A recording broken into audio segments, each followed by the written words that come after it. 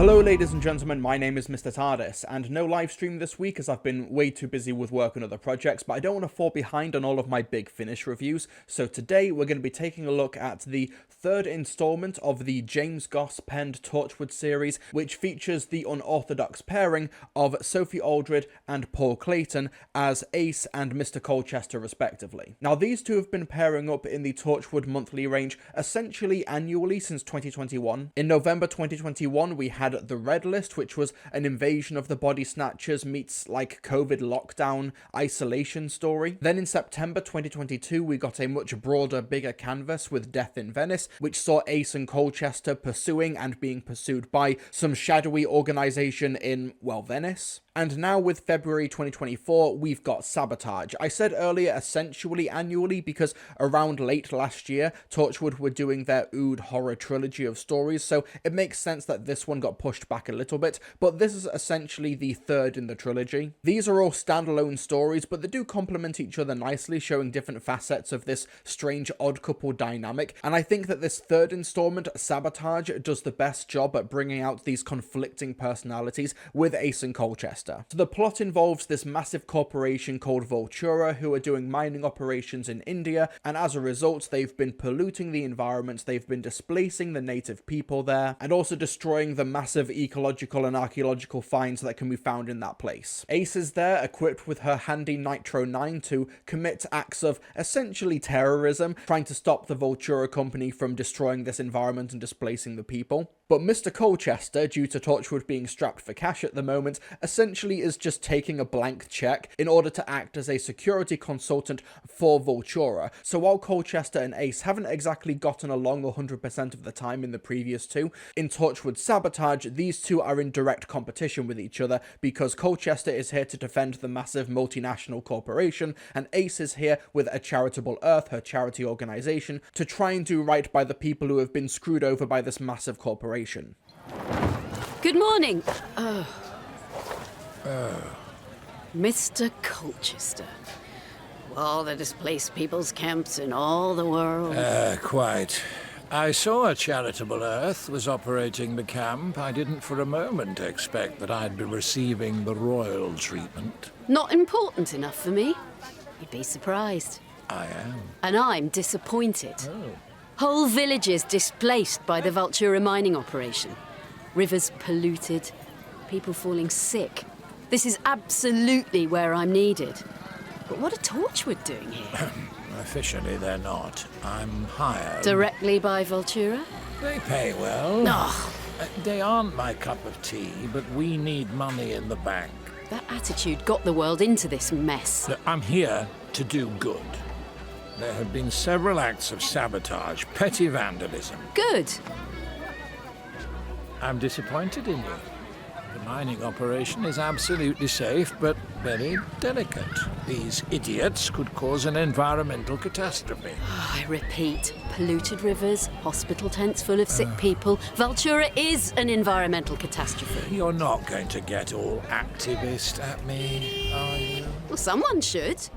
Torchwood Sabotage is a really interesting character study for both Ace and Colchester. I think that Ace essentially fills the role, in this story at least, as the Doctor archetype, as the person who is here to try and make people better, to try and fix people, to try and fix all of the wrongs in the universe, and Colchester is essentially the villain who has to be turned around and convinced that this is also in his best interest and that he is for the wrong side. However, what's interesting about this dynamic is that Ace can't just get into a blue box at the end of the day and fly away. She actually has to deal with the ramifications of her actions, with the consequences of them. So when she commits massive industrial acts of sabotage, she has to consider the people left behind, the environment left behind, the people in this village who Vultura are affecting the lives of. She has to keep their best interests at heart, and even then she is still corrupted by this incredibly immoral system, because the people of this village have been given a compensation package by Vultura. However, Mr. Colchester's salary is eating eating into that. Ace's charitable organization is also eating into that fund. However, Ace argues that it's better that she's there as opposed to another charity where the money could just disappear. And Mr. Colchester is trying to dial down the violence and the rhetoric because in a sense he does agree and sympathize with Ace and the natives' position. He understands that Vultura will take any opening that they can in order to just take the land proper. That if they feel under threat, if they think there are actual terrorists acting in the region, then it means that they can bring the hammer down. It's imperfect people working in massively flawed systems, and then you've just got Vultura. Like, the name of the company is Vultura, you know, vultures, literally. It's massively one-sided morally, appropriately so, I think, but James Goss is taking the Garth Marenghi approach. James Goss knows writers who uses subtext, and they're all cowards. You've got Tom Hansen, who plays this guy called Dyson, who is essentially the lawyer for the Vultura company, just chewing the scenery, just having so much fun with the role, like, as just this obviously evil guy doing evil things. And while 20 or 30 years ago that type of depiction might have been seen as quite simplistic and anachronistic, when you look at what's happening in the world right now, for example, the water companies in the UK just knowingly polluting and putting shit in the water in our rivers and lakes and beaches for profit, and there's like no system in place that's actually holding them accountable, then you'll understand why characters like Ace think, okay, the systems have failed us, we need to take action into our own hands, and sometimes that does need to be quite extreme. We might need to blow up this equipment. And you've also got a character in this story called Jamal, played by Anant Varman, and he is essentially just Ace when she was younger, when she was impulsive and travelling around with the doctor and messing around with the timer and the trigger mechanisms of her Nitro 9 because she just wanted to get to the explosions faster. I think that Jamal exits the story a little bit too early, but in terms of the parallels of Ace having to look at essentially a younger version of herself, it's really effective. Saheen Khan is in this story as well, playing Sabria, who is the mayor of this area. She was also in the Doctor Who episode The Demons of the Punjab, if you remember her. Her and Ace make for a good pairing, but the real heart of the story here is with Ace and Colchester, where you do have these different dynamics. And honestly, it's enthralling listening. Just how much does Colchester know? Does Ace know that Colchester knows? Does she know that he knows that she knows, etc.? It's a really interesting dynamic where neither party really wants to show their hand, and it's left quite ambiguous, mainly with Colchester, as to just how much he knows about what's going on. There is a third act inclusion about potential extraterrestrial influence, or at least there was an alien presence here in the mountains, and while it's an interesting wrinkle, I don't really think the story needed it. I'm not going to complain about that inclusion, but I do think that the Colchester and Ace dynamic, as well as the parallels to real-world events and corrupt corporations and ecological disasters and such for profit, I think that those elements carry Sabotage enough without having to also throw in, ooh, aliens. But the performances are really strong. Sophie Aldred and Paul Clayton are a terrific pairing. It's a really inspired pairing that I don't think Big Finish and James Goss get enough credit for. Where you've got Ace, who is this distillation of Doctor Who's ethos of people can be better, people can be improved, you can save the day. Whereas with Torchwood, it's a lot bleaker. There's a lot more shades of grey. There's a lot more bittersweet and ambiguous endings here. And seeing those two ideologies through these characters with Ace and Colchester butt heads is a really great dynamic metatextually. Yeah, like Torchwood is the big boy show that deals with mature themes, but who's going to win at the end of the day? Is it going to be the ethos of the Doctor represented through Ace and A Charitable Earth?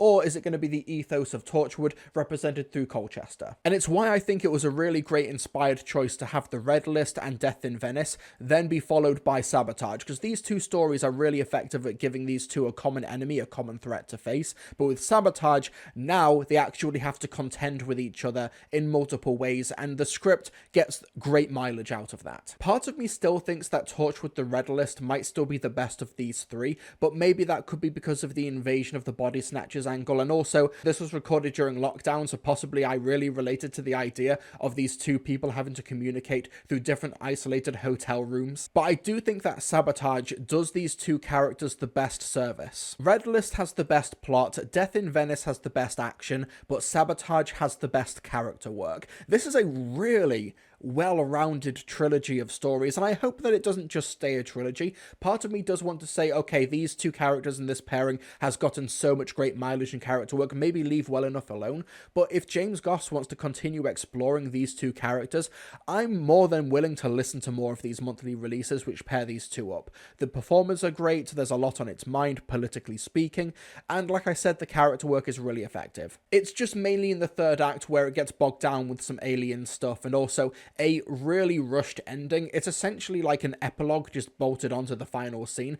It felt a little bit rushed, but I still liked the story overall. Also accompanying this release is Torchwood, Another Postcard from Mr. Colchester, which is a sequel to A Postcard from Mr. Colchester. This is essentially a 15-minute monologue from Paul Clayton, where he's at the bottom of the ocean trying to retrieve a lost phone which has important information on it. It's really good, it's free, it's on the Big Finish website, as well as the first one, which you can still pick up for free. Really good. These are just some really good monologues, and Paul Clayton is just really terrific. So yeah, that was my review of Torchwood Sabotage. The Torchwood monthly range has gotten off to a really strong start in 2024. In January, we got Pop It, which is just terrific. Then we got Sabotage, and starting in March, we've got the Torchwood Gareth David Lloyd written Yanto trilogy. We've got Tube Strike, we've got Missing Molly, and we've got Disco. This is going to be the Torchwood monthly range for the next 3 months. Torchwood Tube Strike comes out on March 7th, this Thursday, so I'll be reviewing it on next week's live stream.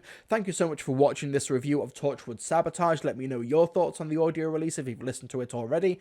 And folks, I'll see you all next time.